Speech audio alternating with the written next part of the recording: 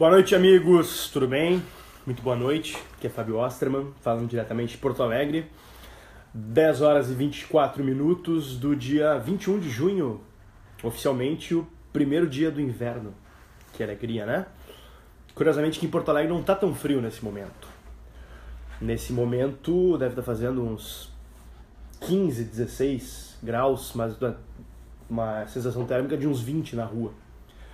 Enfim, aí estamos para fazer mais uma live, para bater um papo, responder algumas perguntas que o pessoal foi deixando ao longo da programação e outros assuntos que eventualmente vierem por aí, né? Minha ideia, como de costume, é fazer aí um papo por uns 50 minutos no máximo, abordar algumas questões recentes aí que vem surgindo, falar de fatos da política nacional, estadual, enfim, como de costume, né? Fazia um tempinho que eu não fazia essas lives, né? Acho que faz aí umas 2 semanas desde a última vez.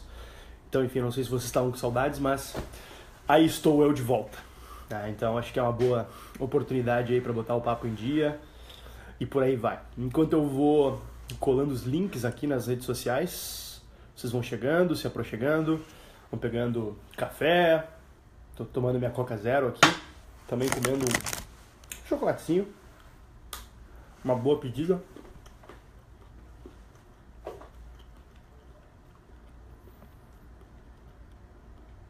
Sem falar de boca cheia, claro, enquanto o pessoal vai entrando. Um abraço aí pro André, que entrou aí, acompanhando a live. Um abraço para todo mundo que está entrando. Toda a turma na escuta. Deixa eu fazer como eu costumo fazer, colar o link da transmissão no post em que a transmissão foi anunciada, né? Aliás, nos posts, né? Porque hoje eu tive alguns percalços com a net aqui em Porto Alegre.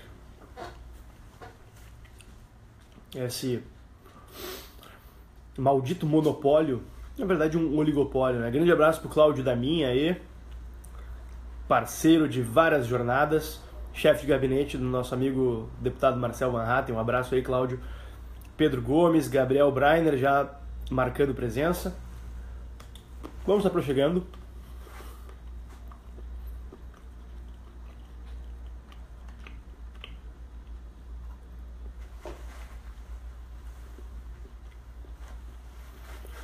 Vou colando os links aqui.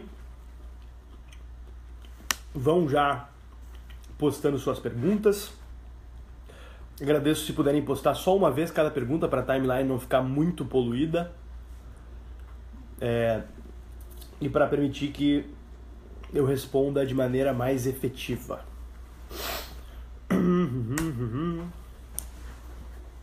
Vamos começando então. Quando chegar em 50 viewers aí, damos início. Enquanto isso eu vou tomando aqui minha Coca Zero para abastecer legal, para esquentar essa noite de quarta-feira de inverno. Na verdade, como eu disse, tá um inverno meio sacana esse inverno, né? Primeiro dia de inverno já deu uma esquentada. Esse clima sempre imprevisível do nosso Rio Grande do Sul. Mas inverno é bom. Eu gosto do inverno. Não, eu acho que eu busco ser coerente em relação à minha percepção das estações. Por exemplo, eu sou uma pessoa que só reclama no verão, só reclama do calor. Acho que seria incoerente da minha parte reclamar tanto do calor quanto do frio. Então, do frio eu não reclamo, ou evito reclamar, né? Eventualmente sai uma reclamação. Mas então, espero que vocês não me vejam reclamando do frio. Espero também que não façam frio ao ponto de me fazer reclamar, né? Mas vamos dar início então a algumas questões aqui já do outro post que eu tinha pedido pro pessoal fazer. Então eu vou começar por lá, né? Vamos abrir aqui.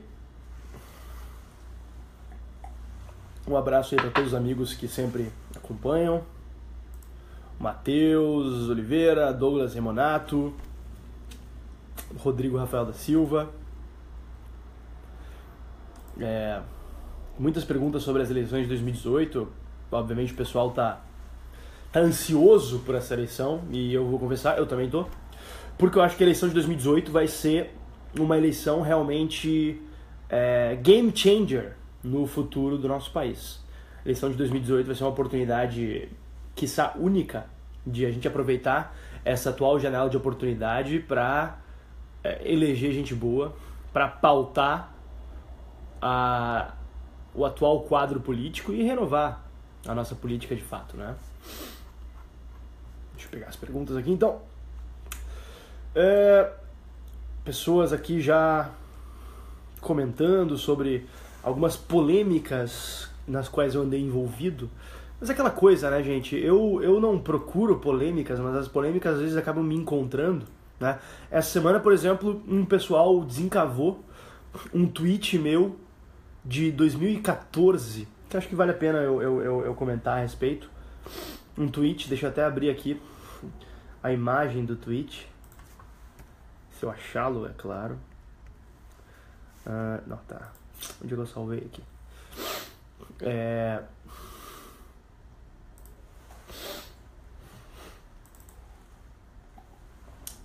Em 29 de outubro de 2014, eu tuitei: agora falando sério, vamos parar com essa palhaçada, política e juridicamente falando, de separatismo e trabalhar para melhorar esse país.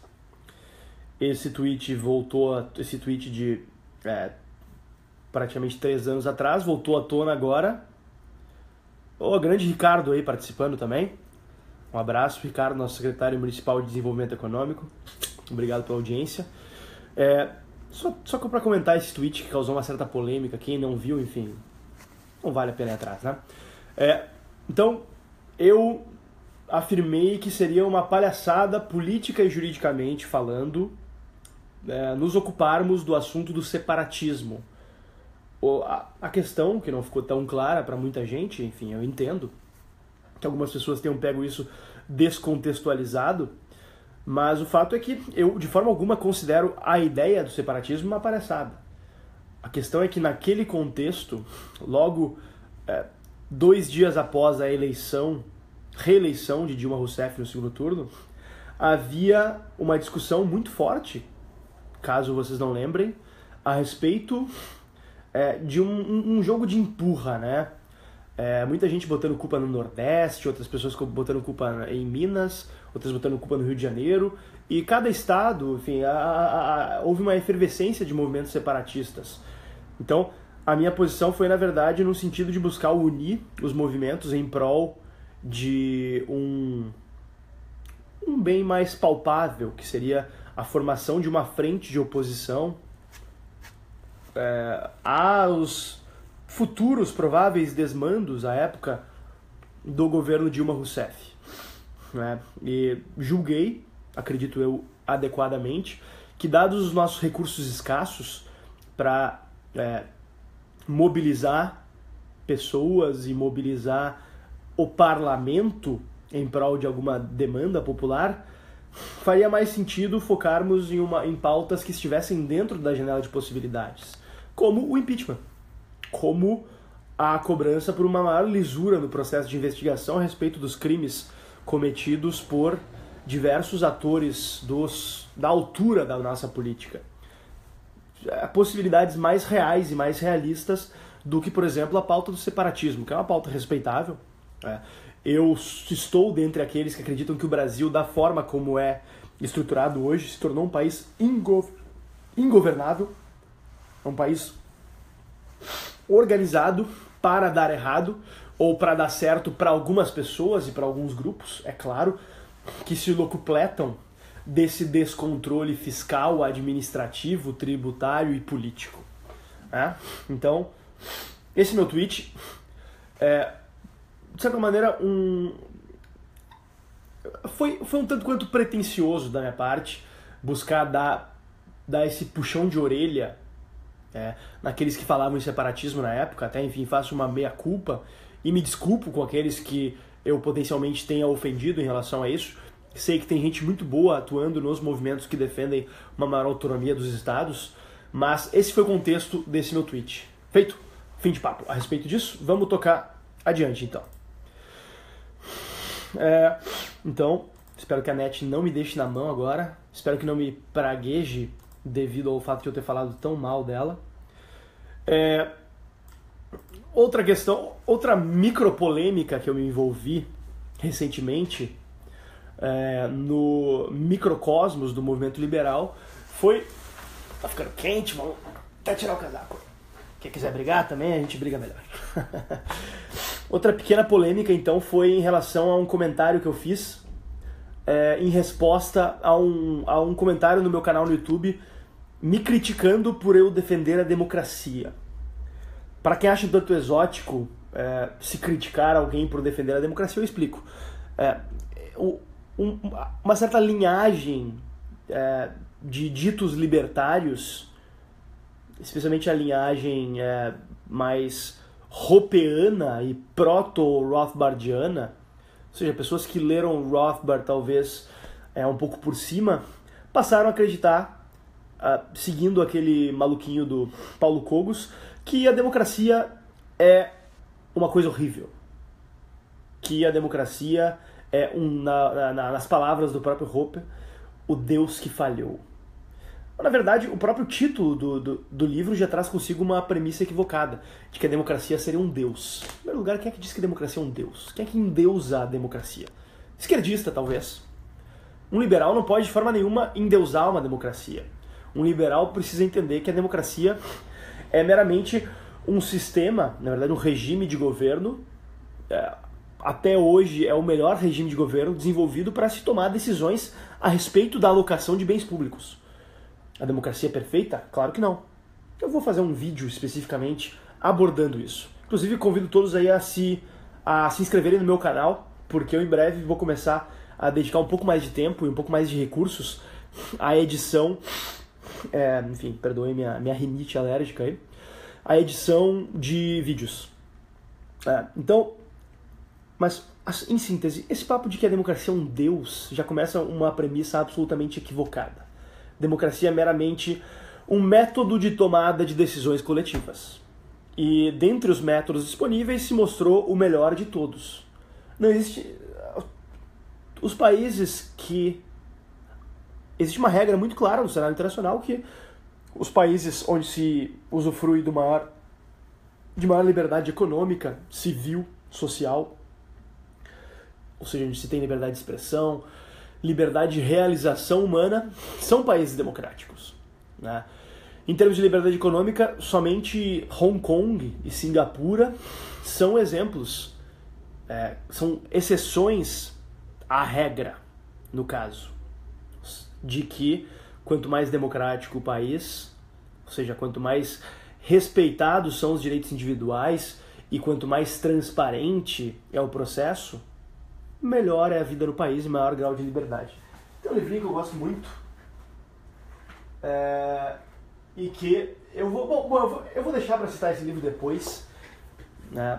É um livro do Robert Alan Dahl, um falecido cientista político de Yale, que escreveu um livro chamado Sobre a Democracia, no qual ele destrincha esse assunto de maneira muito eficiente. Mas eu vou dedicar pretensão minha. Dedicar um vídeo especificamente para abordar a temática da democracia. Mas enfim, então, respondendo a um comentário crítico, a minha defesa da democracia, que sim, hoje no Brasil eu defendo a democracia, acho que todo liberal, nenhum liberal pode se furtar de defender a democracia, porque a democracia é um dos meios de se garantir os nossos poucos direitos individuais existentes aqui no Brasil. A democracia é sim, em boa parte, o que nos garante liberdade de expressão, o que nos garante a pouca liberdade de iniciativa que a gente tem, liberdade de participação do processo político para, na pior das hipóteses, escolher o menos pior dentre as opções, né? Enfim, e isso a gente vê exemplos muito claros, né? Aqui na eleição para prefeito de Porto Alegre, se a gente simplesmente negasse a importância de se escolher, a gente poderia ser hoje governado pela Luciana Genro. A gente é governado hoje em Porto Alegre pelo Marquesan, que, enfim, faça-se todas as críticas a serem feitas a ele, enfim, não é um liberal, mas certamente está anos-luz, está infinitamente à frente de um socialista autoritário e que se utilizaria da democracia para acabar com as nossas liberdades, né? Então, mas enfim, eu vou deixar esse assunto mais para adiante em outro vídeo, né? Vamos falar aí a respeito de outros temas. Um abraço aí pro meu amigo Lucas Pereira da Cunha, direto do Canadá, ou onde quer que ele esteja nesse momento. Um abraço, Lucas. Tá fazendo falta aqui no Brasil, hein, cara? Grande abraço. Um abraço aí pro Ivanildo III, também acabou de entrar. O bacana é isso, né? O pessoal vai entrando, a gente vai vendo aqui. Enfim. Muitas perguntas, muitos comentários. Deixa eu começar a abordar alguns aqui. O Gabriel Breiner já começa aqui na lata. Fábio, você será candidato a presidente em 2018? Não, Gabriel. Existem poucas certezas na vida, mas uma delas é que eu não serei candidato a presidente em 2018. Primeiro porque eu não tenho, com toda a sinceridade e sem qualquer falsa modéstia, não tenho a pretensão, não me sinto capaz para encarar um desafio desses na atual fase da minha vida. E em segundo lugar, porque eu não terei a idade mínima requisitada pela nossa Constituição, de 35 anos na época da posse. Então não terei a idade mínima, eu tenho 32 anos hoje. Enfim, vamos lá. Bastante gente perguntando aqui. Temer, na minha opinião, Temer termina o mandato. Jason Silva pergunta. Olha, é difícil prever, mas eu acho que, diante da iminência de delações que devem vir aí, por exemplo, Eduardo Cunha cada vez mais deixa claro o fato de estar por aqui da sua situação de detento e parece estar prestes a jogar areia na tranquilidade, se é que se pode falar de tranquilidade, do governo Temer. E principalmente o deputado Rocha Loures, que creio que tem boas chances de realizar uma delação muito em breve. E, enfim, esse cara certamente vai ter condições de complicar o presidente Temer. Na minha opinião, já falei algumas vezes sobre isso, Temer não dispõe mais de condições políticas, jurídicas e muito menos morais para permanecer à frente da presidência. Então, eu acho que o melhor seria que ele renunciasse e permitisse que o Brasil fosse governado por um presidente interino eleito indiretamente pelo Congresso, conforme reza a Constituição. Enfim, faça-se as críticas que se fizer à Constituição. A Constituição também é um mecanismo garantidor de direitos e liberdades individuais hoje e que limita, de certa maneira, o poder e a opressão estatal, né? Então, por isso eu também faço menção à Constituição. Mas complementando então a pergunta sobre se eu vou me candidatar à presidência, não vou me candidatar à presidência, mas obviamente não descarto a possibilidade de ser candidato em 2018. Enfim, fui candidato ano passado, foi um ato de ousadia da nossa parte lançar uma candidatura com tão pouco tempo de organização e estruturação do Livres, um ato de ousadia da minha parte, também já numa primeira candidatura e com tão pouco tempo de enfim, experiência dentro de um partido político. Já saí candidato a prefeito de uma cidade do tamanho de Porto Alegre, mas acho que o resultado líquido dessa experiência foi amplamente positivo, apesar do desgaste pessoal, profissional, físico da minha parte. Enfim, além de ganhar alguns quilos, ganhei alguns fios de barba branca. Dos quilos eu até consegui me livrar aí, de certa maneira, mas os fios de barba branca acho que vão me acompanhar para sempre. Mas eu não quero que essa experiência tenha sido em vão, e obviamente ela não foi em vão, mas o momento que o país vive hoje demanda que pessoas que tenham a convicção sobre a necessidade de se limitar ao poder governamental e a necessidade de se levar adiante as ideias liberais, façam sua parte, né? Então, se eu não vier a ser candidato, vai ser porque eu vou estar ajudando e colaborando com que outras pessoas que tenham um potencial maior estejam lá se candidatando e possam fazer sua parte. Com isso eu já respondo a pergunta do meu amigo Ricardo Gomes, aí, que pergunta o que eu acho do cenário para o Livres em 2018. A gente tem trabalhado dia e noite para viabilizar o Livres como um movimento de renovação do PSL, ou seja, um movimento que está virando do avesso, de certa maneira, o PSL, que era um partido tradicional, Ou seja, a gente está fazendo algo absolutamente único na política brasileira, pegando um partido tradicional e mudando ele de dentro para fora, diferente de outros partidos que estão simplesmente e meramente mudando de nome, mudando de identidade visual. A gente está realmente mudando o partido, limpando a casa, para fazer do Livres um partido verdadeiramente liberal, né, que defenda as ideias liberais, que tenha um caráter liberal reformista, um caráter gradualista para poder ampliar o alcance das nossas ideias e modificar as estruturas sob as quais a gente vive, né? E para 2018, nosso objetivo é eleger o maior número de deputados federais, pautar os temas federal e, claro, dentro de cada estado, buscar consolidar o Livres como uma força política que tenha impacto nos rumos realmente e que influencie positivamente o espectro político, ainda que, enfim, tendo a nossa visão como um partido, de certa maneira, não ortodoxo, ou seja, um partido que não está ali no centro, mas que está ali do cantinho, influenciando, incomodando e buscando pautar o resto dos debates. Opa, voltei. Enfim, culpemos a net por isso, né? Mais essa queda.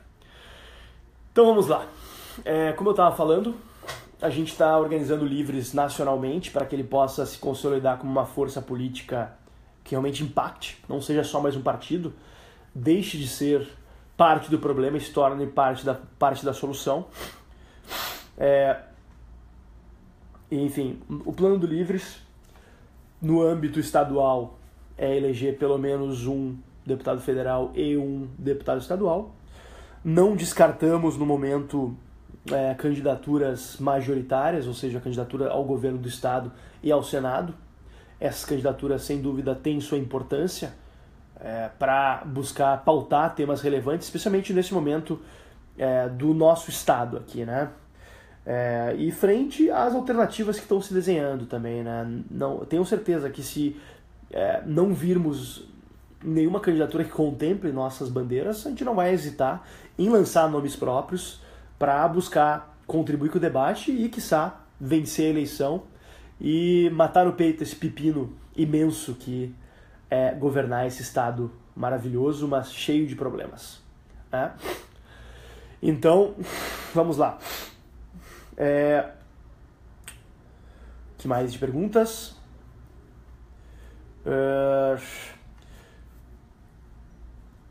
A Mariana Maier, nossa amiga lá de Santa Maria, pergunta se eu acho que é eficiente o teto para os gastos públicos e por quê. Sim, é eficiente.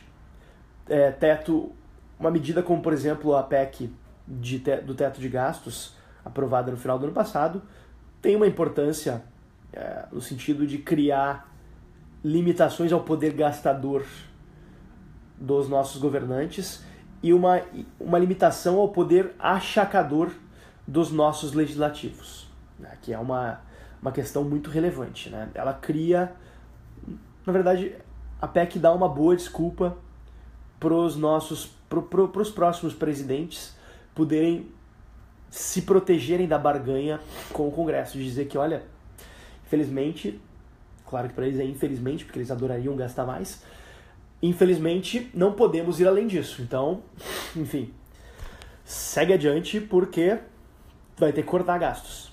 E ao fim e ao cabo, a gente precisa ter cortes a solução estrutural para o descontrole de gastos públicos do Brasil está no corte de gastos, na revisão de prioridades. Isso precisa ficar claro.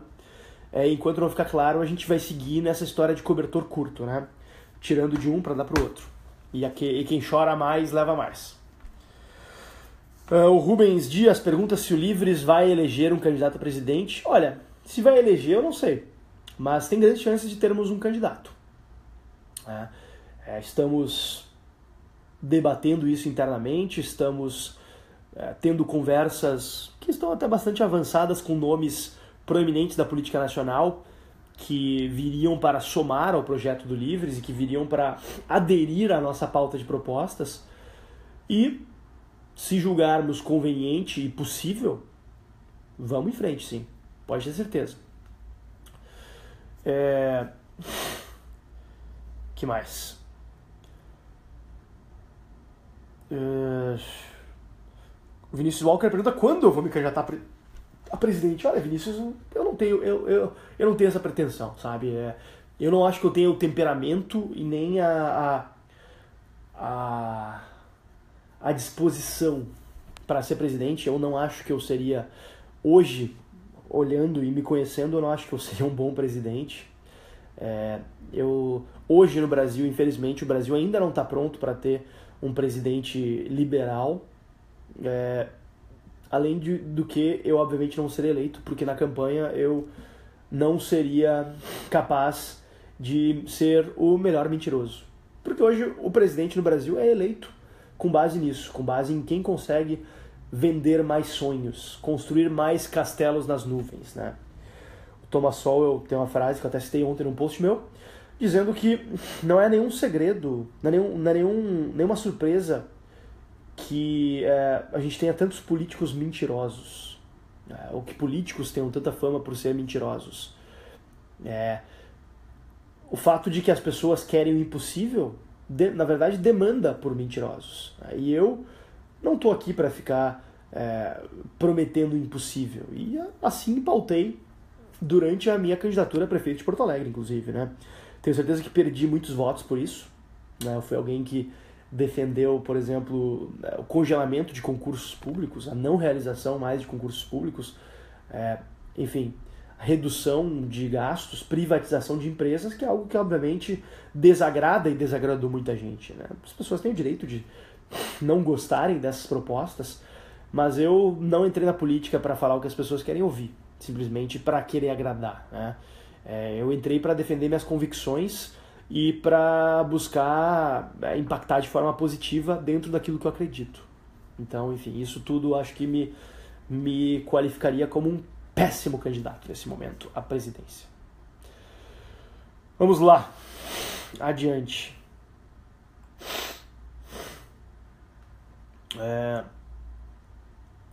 Grande Jairo Cândido, um abraço aí para Minas, para Betim.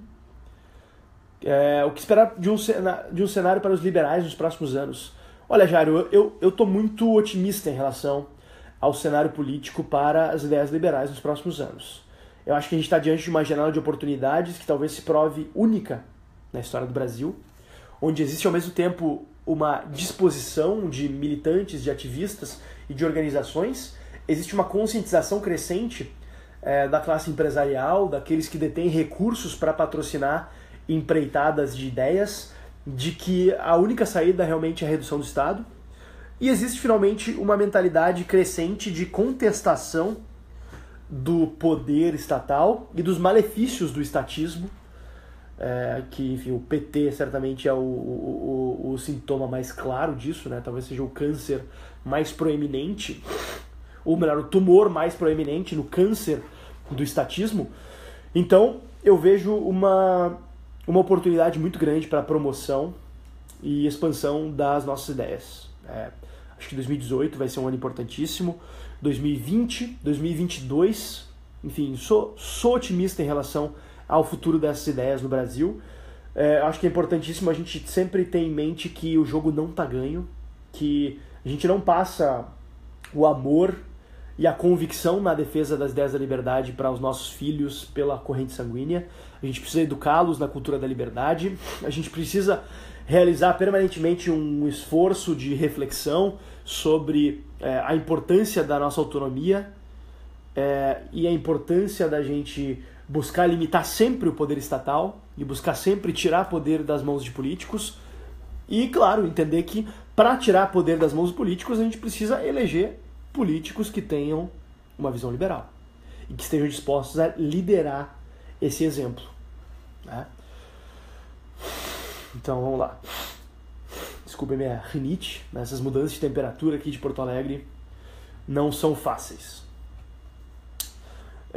O Gabriel Breiner pergunta que partidos o Livre cogitaria se aliar ou apoiar. Inclusive acho que isso é um ponto que eu posso comentar a respeito de uma notícia que saiu agora.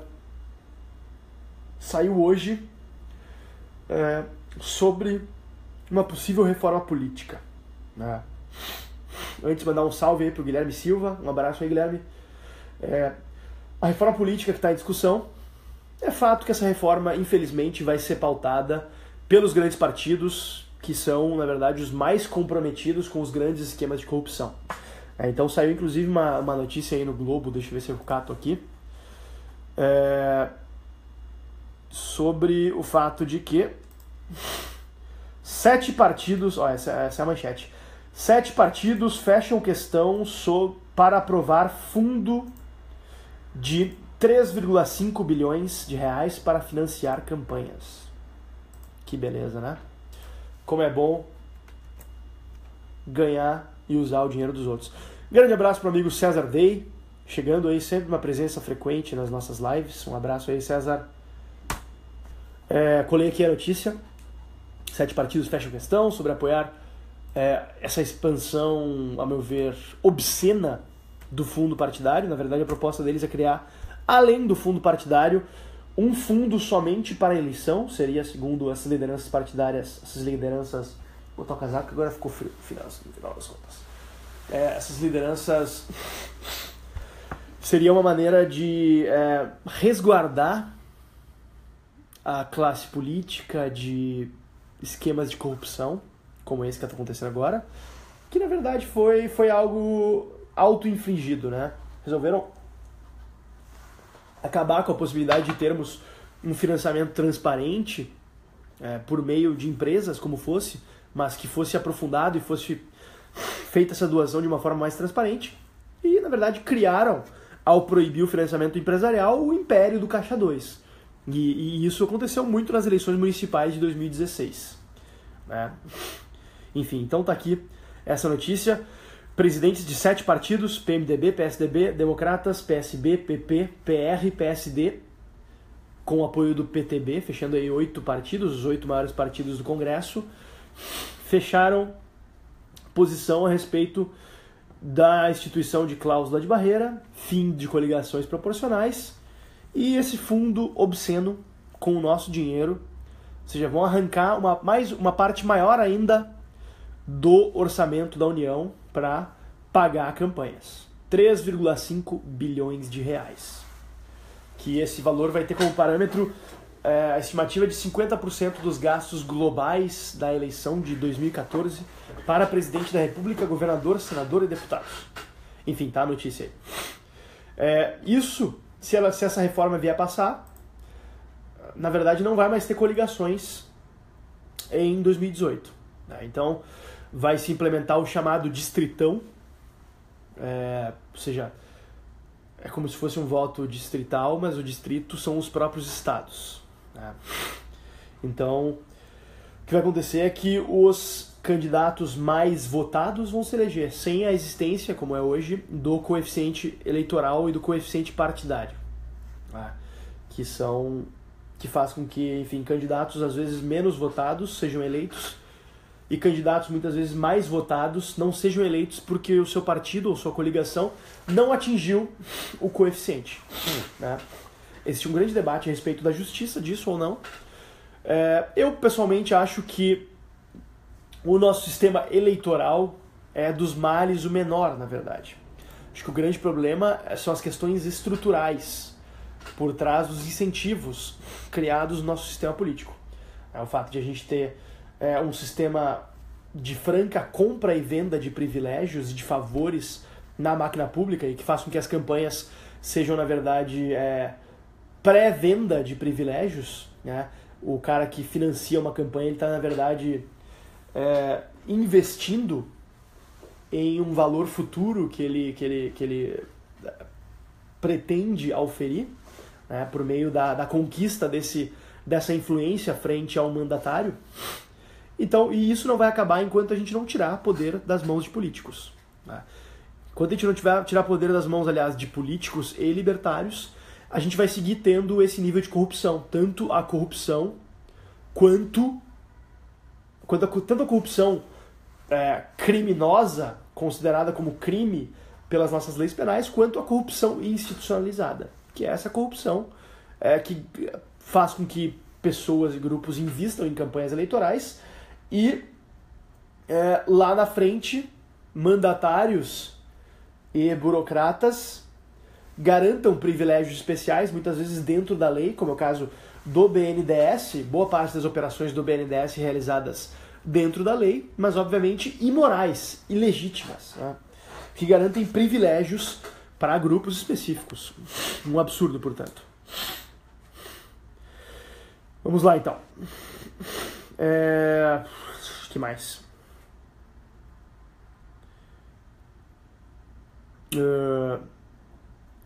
Várias perguntas aqui. O Renan Nogueira, também outra presença constante aí nos nossos lives, pergunta como eu vejo a interferência do judiciário nas decisões dos outros poderes. Já vimos vários exemplos em que prefeitos e governadores tentaram demitir funcionários, sempre algum juiz interfere na decisão. Seria o caso de limitar o poder judiciário numa futura reforma institucional?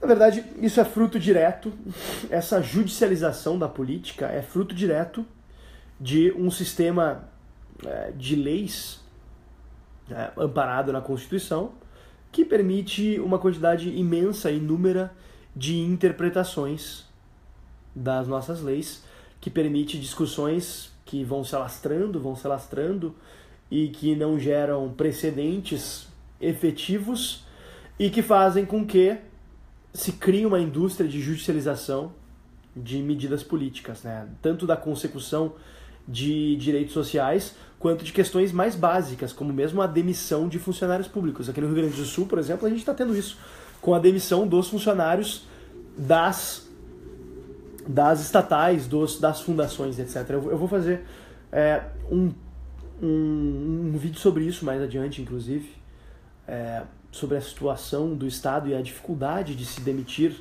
funcionários, muitas vezes seletistas, que seriam demissíveis mais facilmente do que funcionários estatutários, mas que o governo está tendo dificuldade justamente por um imbróglio judicial em torno dessas instituições, dessas extinções. Porque uma coisa muito fácil, infelizmente, é criar repartições públicas, criar autarquias, criar fundações, criar novas estruturas do poder público, mas fechar isso é muito difícil. É muito difícil. Vamos ver. O pessoal perguntando sobre eu ser libertário, se eu ser gradualista. Olha, gente, existe uma confusão muito grande em relação aos termos aqui no Brasil. É preciso esclarecer que libertário não é sinônimo de defensor da abolição imediata do Estado. Na verdade, o próprio termo libertário, ele é um termo passível de discussão. Por quê? No Brasil ele se popularizou, especialmente nos últimos 5 anos, para vocês verem como ele é um termo recente, a partir da tradução do inglês libertarian. Nos Estados Unidos, um libertarian, trazido para o contexto brasileiro, é o bom e velho liberal, o defensor da tradição liberal, né? Defensor da propriedade privada, do Estado de Direito, da liberdade econômica, das liberdades civis, né? Um discípulo de Milton Friedman, de Mises e de tantos outros autores da tradição liberal, né? John Locke, John Stuart Mill, Friedrich Hayek, etc. O termo libertário acabou se popularizando a partir, em boa parte, e eu acredito isso, ao trabalho do site libertarianismo.org, que é um dos melhores sites das ideias liberais, mas por uma birra também do seu autor em querer traduzir libertarian como libertário, quando na verdade a tradução natural para o português seria liberal, né? Porque aqui no Brasil, diferentemente dos Estados Unidos, nós não tivemos a usurpação do termo liberal por parte dos esquerdistas, como aconteceu nos Estados Unidos, em que os esquerdistas, os democratas rooseveltianos, acabaram tomando para si o termo liberal e acabaram criando uma situação de desconforto para os liberals de verdade, os descendentes da rica tradição liberal, que acabaram passando a se denominar de duas formas. Uma parte de classical liberals, como era o caso do Milton Friedman e até o caso do Mises, apesar de o Mises ser um cara que sempre insistia na denominação liberal. Inclusive ele escreveu um livro chamado Liberalismo segundo a tradição clássica. Eu tenho ele aqui, inclusive. Cadê o livro? Liberalismo segundo a tradição clássica. Liberalismo segundo a tradição clássica, excelente livro, que foi publicado no inglês sob o título de... Cadê o título? Não diz aqui o título, enfim. Mas, se não me engano, em inglês ele foi publicado segundo Liberalism in the Classic Tradition. Enfim, mas em português ele está Liberalismo segundo a tradição clássica, ou seja, num claro movimento do Mises para se diferenciar daqueles que começaram a se denominar como liberals. Então, uma outra parte do movimento liberal americano passou a se denominar libertarians, especialmente uma fração um pouco mais radical. Então se criou essa ideia de que existe uma gradação no Brasil entre... Mas hoje praticamente todos os liberais americanos se consideram libertarians. O termo liberal virou sinônimo de esquerdista, infelizmente. Infelizmente porque liberal é uma palavra linda. Liberal é uma palavra que remete a bons valores, que remete à riquíssima tradição liberal e que, enfim, lamento que nos Estados Unidos e nos países e na Inglaterra, no Reino Unido, tenha se perdido. Mas em toda a Europa continental, hoje ainda, a palavra liberal e suas variantes denomina os liberais de verdade. E no Brasil também. Só que no Brasil a gente importou esse anglicismo de libertarian e algumas pessoas passaram a se denominar libertários, o que eu acho tranquilo, né? Eu não vejo problema nisso. Acho que o problema se criou dentro da ideia de que existe uma gradação, e tipo, libertário seria o anarcocapitalista e liberal seria o liberal moderado. Eu até vejo alguns conservadores antiliberais, ou seja, pessoas que querem que o Estado exerça uma influência e uma autoridade sobre decisões pessoais, se considerando como liberais e julgando aqueles que defendem a liberdade como um todo como libertários, até de forma jocosa, né? Inclusive alguns que não muito tempo atrás faziam uma bela defesa das ideias liberais começaram a ter esse flerte com o neoconservadorismo e começaram a deixar de lado a defesa das ideias da liberdade de fato e insistem em se chamarem de liberais, né? Enfim, lamento isso. A guerra de narrativas faz parte disso também. Mas eu acho que, na verdade, essa discussão terminológica ela é uma perda de tempo, é uma grande perda de tempo. Ela é uma grande perda de tempo. A gente precisa entender que a gente tem aí, Brasil afora, uma série de pessoas que defendem, por exemplo, bizarrices como socialismo. Bizarrices como o Estado precisa estatizar empresas. Bizarrices como educação precisa ser pública, gratuita, para todos. E diante disso, o pessoal fica discutindo se a gente precisa acabar com o Estado amanhã ou se a gente precisa reduzir o Estado. Pelo amor de Deus, gente. É óbvio, qualquer pessoa com o mínimo de conexão com a realidade sabe que o Estado não vai acabar de uma hora para outra. Então, por mais que seja um exercício intelectual estimulante, para não dizer outra expressão, um pouco mais jocosa, a gente só vai conseguir aumentos de liberdade no Brasil pelas vias graduais. Então, enfim, por mais que eu almeje a uma situação de, quem sabe, o dia não precisar da autoridade estatal para nada, quem sabe. Eu não vejo outra maneira de a gente criar essa obsolescência da tecnologia do Estado, que o Estado é uma tecnologia. Senão a gente ir tendo pequenas revoluções marginais que vão nos dando acréscimos de liberdade cada vez maiores e sempre progressivos em direção a mais liberdade. Então, enfim, quem acredita nisso, acho que deve apoiar todo e qualquer ativista pela liberdade, independente de qual seja o nosso destino final. Enfim, acho que quando a gente chegar no nível de maior liberdade no Brasil, a gente pode daí, de repente, discutir se a gente deve seguir adiante ou se a gente deve parar. Enfim, o Paulo César Santos está perguntando aqui sobre um pensador específico. Bom, eu acabei de me referir a um caso muito parecido ao desse, né? Então, enfim, Mas tem diversos outros aí que infelizmente acabaram cedendo a até uma forma, enfim, né? Acabaram cedendo a lógica de likes no Facebook para agradar um crescente público que vem acirrando um sentimento reacionário em relação aos fatos e ao Estado e à sociedade. E que é uma espécie de reação também a essa esquerda pós-moderna nojenta que vem buscando pautar os temas. Mas a gente precisa entender que o liberalismo não é nem revolucionário e nem reacionário. O liberalismo é evolucionário. E a gente precisa ter cautela, a gente precisa trazer conosco, inclusive, diversos valores conservadores. Eu sou uma pessoa que diz que o conservadorismo não é de forma alguma incompatível com o liberalismo, até porque o liberalismo é uma filosofia política e o conservadorismo é muito mais um sentimento moral, um estado de espírito, um temperamento que leva os defensores dos valores conservadores a defenderem sim um ceticismo em relação à atuação do Estado que, na verdade, demanda um Estado liberal, um governo com um poder limitado. Né?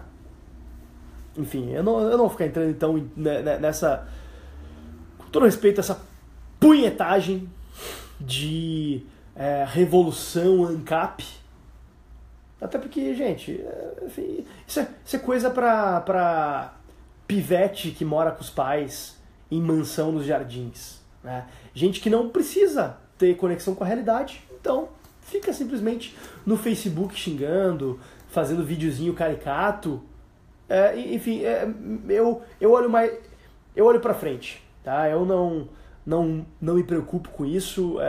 Quer me odiar, quer me xingar, fica à vontade.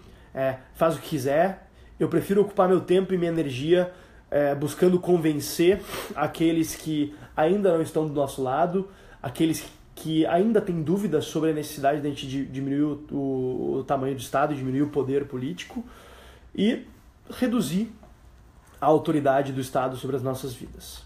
Acho que essa é uma batalha muito mais glória do que ficar tendo discussões absolutamente infrutíferas nas redes sociais com pessoas que não querem ser convencidas e não querem realmente ter uma conexão com a realidade. Então, vamos seguir adiante.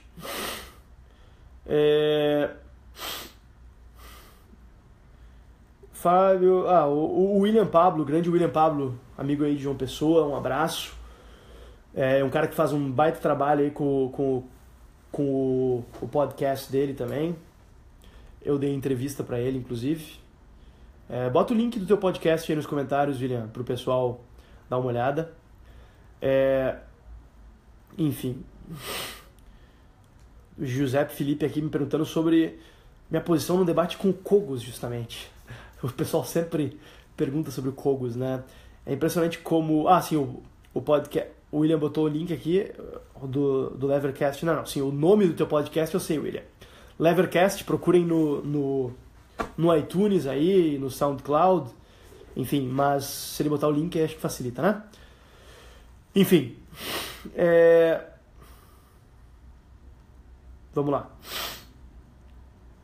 Samuel Lemes pergunta se reserva fracionária é crime. Não, reserva fracionária não é crime. Reserva fracionária é autorizado pelo sistema judiciário brasileiro. Agora, reserva fracionária deveria ser crime? Eu acho que não. Eu acho que num sistema de free banking, que é o sistema que eu acredito, a gente deveria ter uma competição, justamente, entre instituições bancárias que optariam por ter reserva fracionária ou não. Quem não quiser ter reserva fracionária provavelmente vai usar um caixa forte para guardar seu dinheiro e vai ter um rendimento próximo de zero. Quem quiser correr riscos de usar uma instituição bancária para, enfim, ter um banco com reserva fracionária vai ter resultados maiores. Né? Então, enfim, é meio básico isso, né? Um tal de Fábio Penteado entrou aqui para me dizer que eu sou um socialista nato. Nossa, realmente eu devo ser um socialista nato.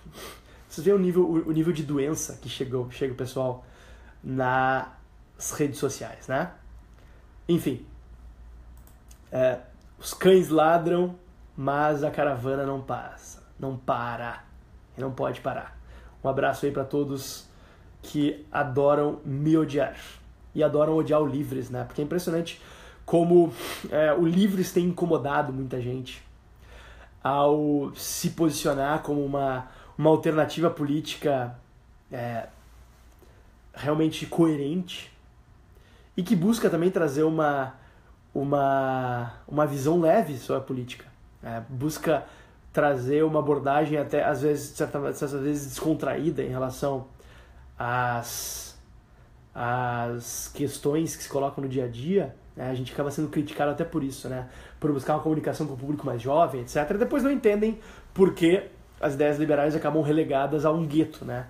Mas parece que tem algumas pessoas que até gostariam que as ideias permanecessem relegadas a um gueto, porque aí se sentem os especiais, os diferentões.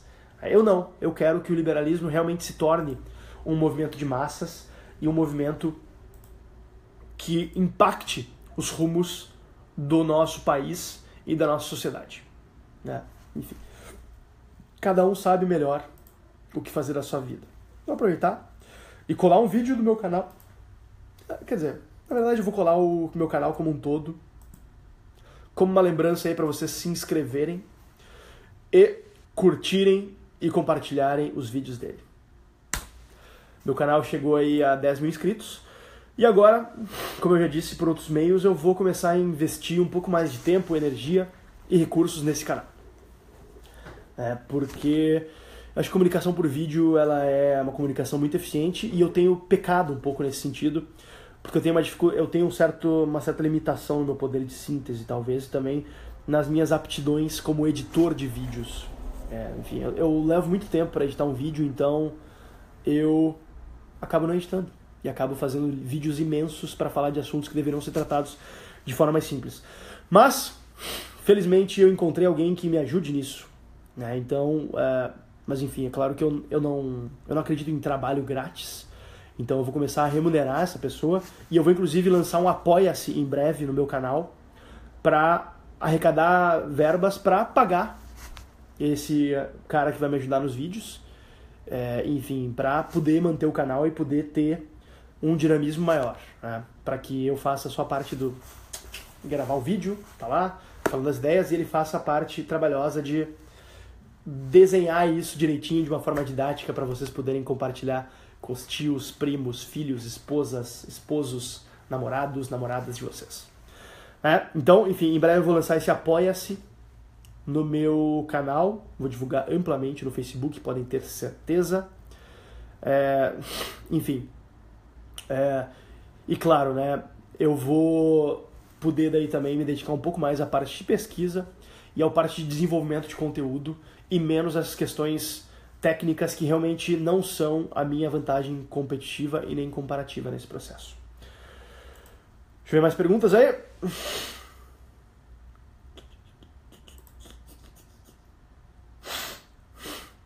E claro, vou estar aceitando patrocínios no meu canal também. Enfim, obviamente vou aceitar patrocínios, sem sombra de dúvidas, desde que, claro, não queiram pautar os conteúdos ali trazidos, mas eu tenho certeza que ninguém vai querer pautar e se queimar ao ponto de correr o risco de, enfim, ser exposto querendo pautar um canal como o meu, né?